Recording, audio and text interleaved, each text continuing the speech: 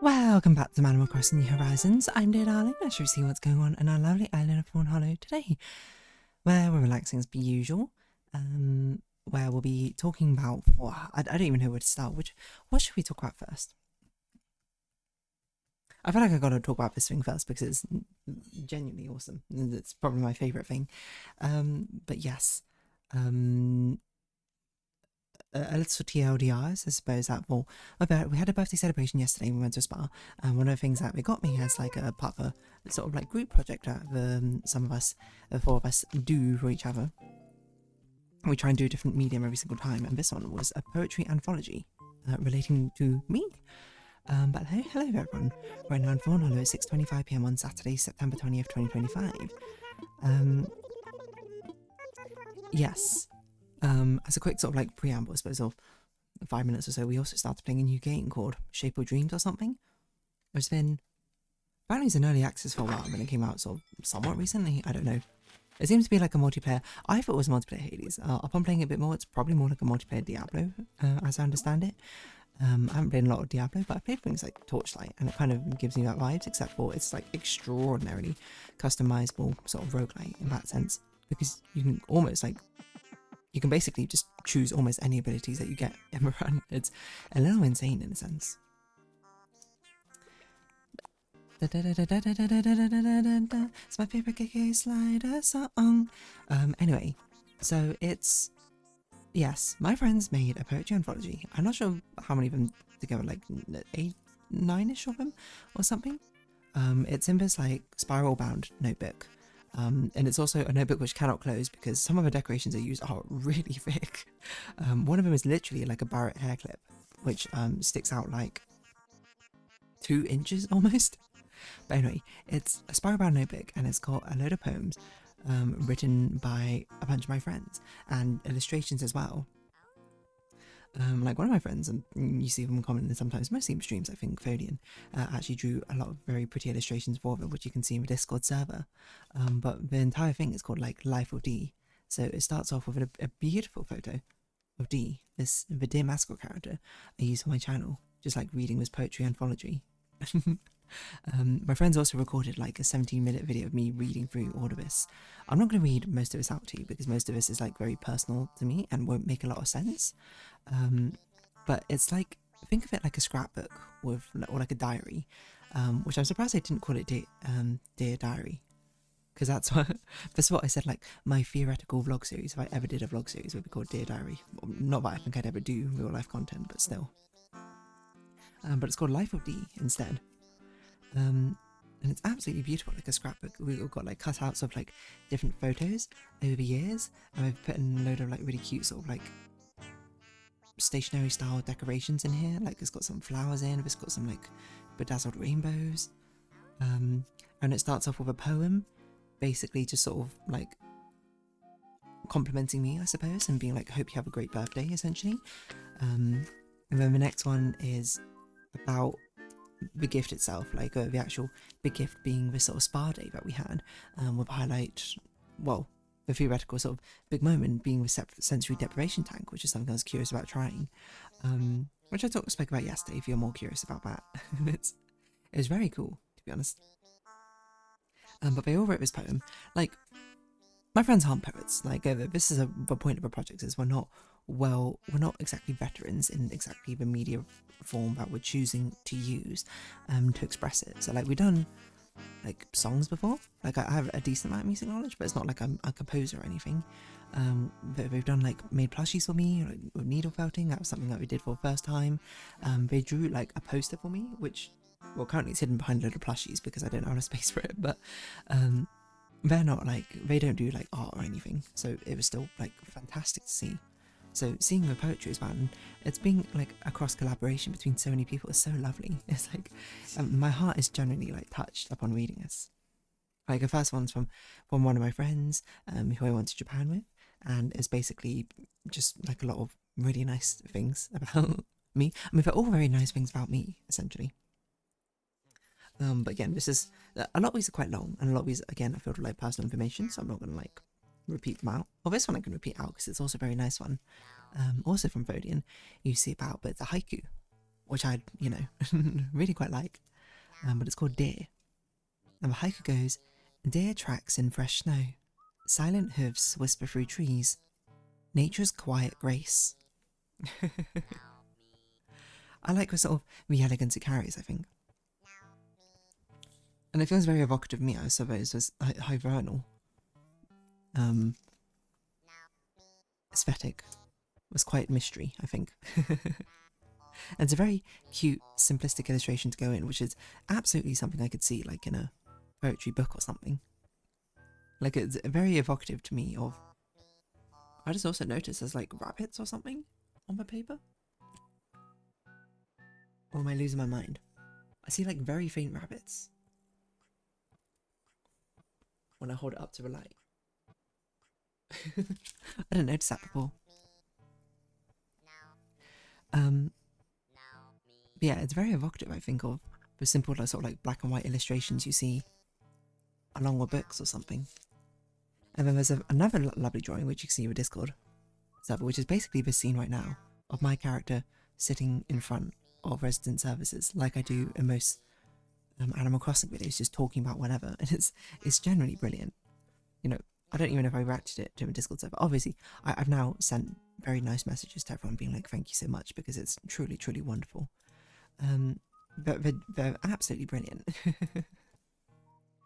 But the next one is interesting. It's a friend who I also played Animal Crossing with, like, a decent amount. It's called Death and Taxes. It's basically about... It's apparently like a dark version of Animal Crossing, he said. It's again quite long though, so I won't read it all out or something to you, but it's very amusing. And I was reading it, there was one line, I was just like, what was it?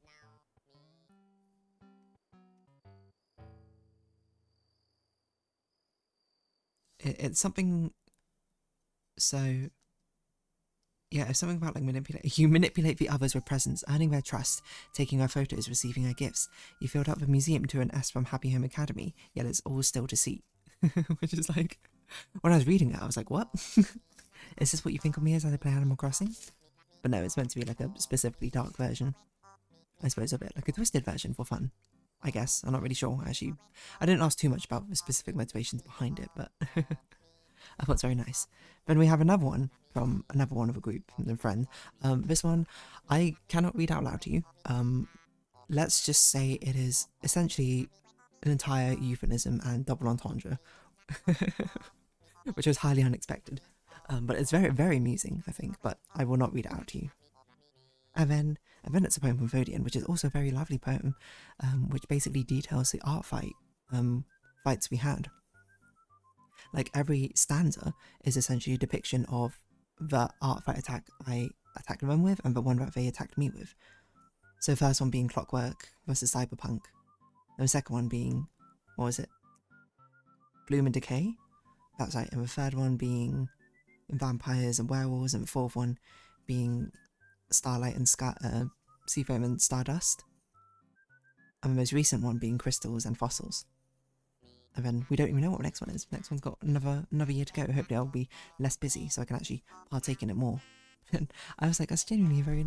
I mean, these are all genuinely so nice. That's the thing, like, I was saying throughout the whole thing. It was like, these are all so genuinely lovely. And the fact that, like, I keep saying it maybe makes it semantic satiation, but, like, I don't know what else I'm meant to say. They are lovely. If they're all lovely, they're all lovely. And then, of course, there's a fantastic piece of artwork from the D&D campaign featuring my DNPC, and then one of my favourite NPCs. Both kobolds, because I mean kobolds are my favourite races, and to be fair, this DNPC wasn't originally going to be part of the campaign, so it's going to be like this important NPC I made with kobold, because she's based off a past character I had in a different campaign. But then, like, I got the opportunity to make a DNPC, and I was like, I don't care if I've already got like 2 or 3 kobolds in here who are already like main characters. I'm gonna make another main character kobold. It's my time. But basically, one of the characters' backstories is sort of like a complicated relationship with her family, shall we say. But one sort of like prevailing thing was this underlying connection, at least with her mother, in a sense, and Lullaby, which is meant to be something which the entire, like, the mother used to sing to the player character. And I remember that actually in a moment that it basically came about because she was disguised, and I was basically like, how would you want to like reveal yourself to your mother? And then she said I would perform like a lullaby which only like my mother and I would know. And I'd be like, yeah, obviously that's from a DM perspective, not something that we said beforehand, but that's obviously something I'm going to prove like in the moment. And I said, what would you want to call it? And she called it Promised Future Lost in Time, which is a very poetic song. And then she she wrote and composed the lullaby. It's very, very sweet. um, she did preamble, pre-warn me, being like, oh, you know, she doesn't know how to write music and has not done it before. She did it like once back in secondary school, but I did actually play it. Like, I played and record myself playing it on in a video today. You know, I can actually probably play it out loud for you because it's not going to be copywritten, luckily. So this is me playing it. Hold on. I'm trying to get to the beginning, but it won't let me.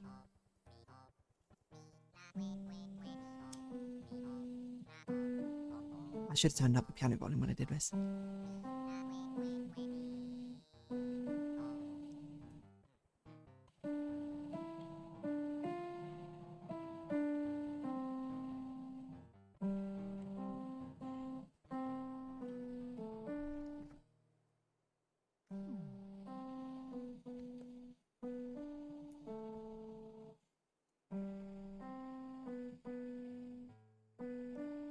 It does have lyrics. I could have sung it, but I didn't think about this.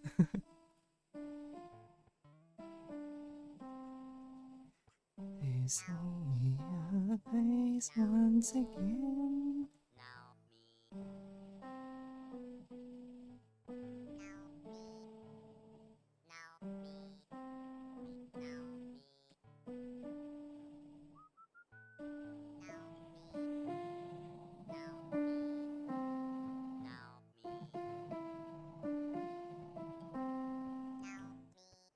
I don't know if it's intentional or not, but our last motif feels like a riff on Happy Birthday, like Happy Birthday to you, Happy Birthday to you.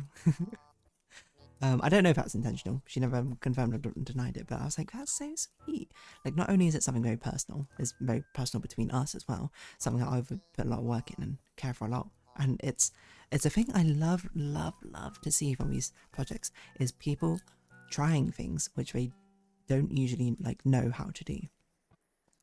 Like some of my favourite ones, you know, the plushies and the drawings of things are things my friends don't know how to do, but they were, because to me it's like they're willing to put in the time to at least try it.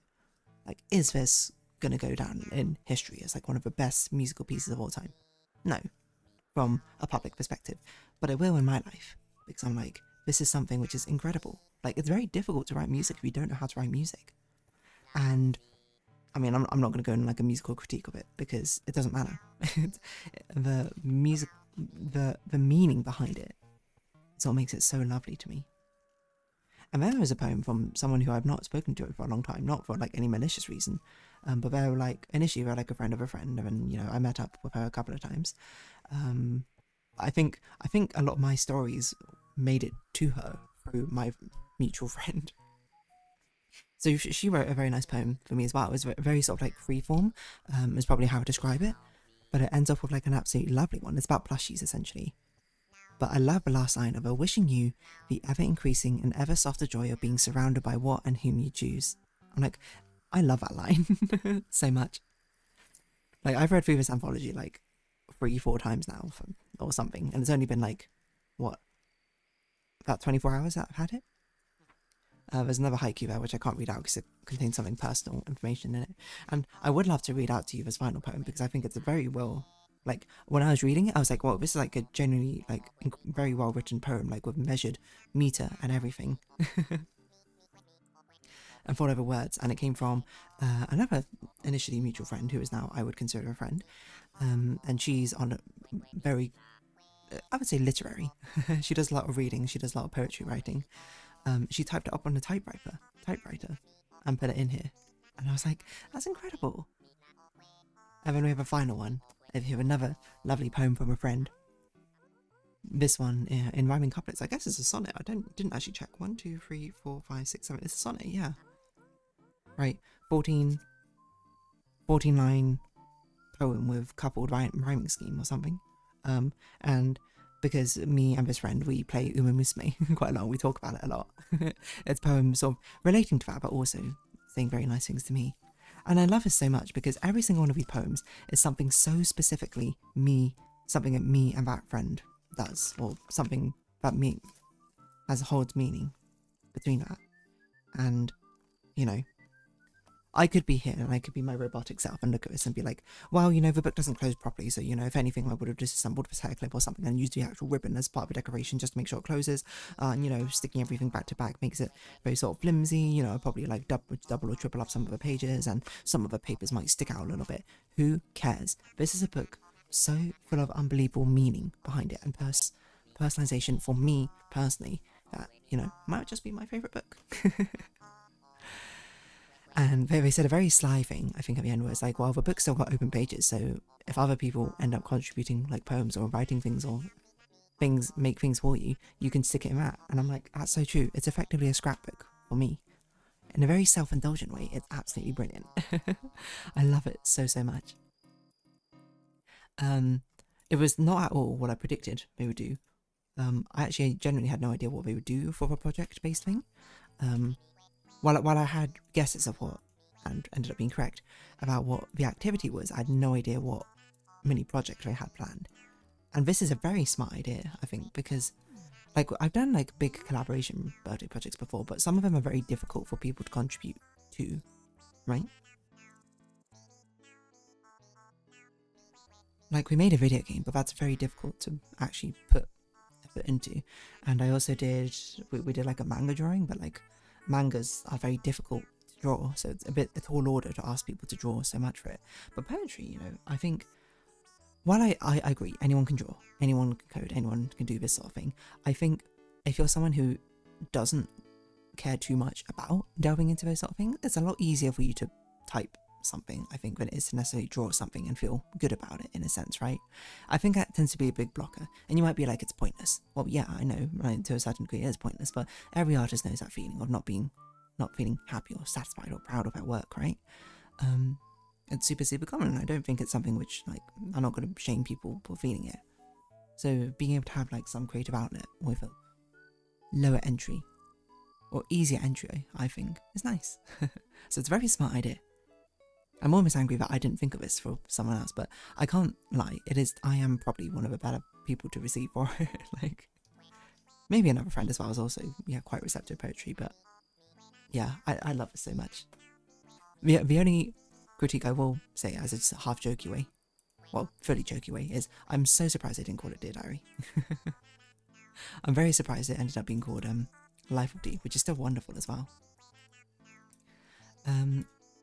Yeah, I simply adore it. Like, I cannot stop gushing about it. This is like, it's like when I saw the plushies for the first time, and I was like, whoa, this is like so up my alley of something I wanted to receive. But I adore it. This is it. Handcrafted. People trying things that wouldn't normally try for the sake of it. Because then it does double duty of something both personal for me, and also like I can get a nice feeling and be like, oh, someone else got to try something new in my sake, in a way. Anyway, there you go, a personalised anthology. And on that note, I'm going to round this episode off here. So if you have been watching, thank you very much. It's been Animal Crossing New Horizons. I've been Dear Darling. Likes, comments, subscription, shares, greatly appreciated. Socials, Discord down below. Hope to see each other again, but for now, it's our farewell. So until next time, bye bye for now.